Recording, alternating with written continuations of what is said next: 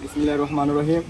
শিক্ষা ঐক্য প্রগতি ছাত্রদল মূলনীতি বাংলাদেশ জাতীয়তাবাদী ছাত্রদল কেন্দ্রীয় কর্মসূচির অংশ হিসাবে পুকিয়া টেকনাফ থেকে বারবার নির্বাচিত সাবেক সংসদ হয়ে কক্সবাজার বিএনপির সম্মানিত সভাপতি পুকিয়া টেকনাফের অমর রাজা জননন্দিত জননেতা আলহাজ শাহজাহান চৌধুরীর নির্দেশে পুকিয়া উপজেলা ছাত্রদলের বিপ্লবী সদস্য সচিব রিদওয়ানুর রহমানের নির্দেশে তৎকালীন ছাত্রদলের উদ্যোগে আলমকালী উচ্চ বিদ্যালয় এবং ফারবিলা আলিম মাদ্রাসা সহ বিভিন্ন শিক্ষা প্রতিষ্ঠানে আজকে এই বৃক্ষরোপণ কর্মসূচি আলমকালীন ছাত্রদল হাতে নিয়েছেন।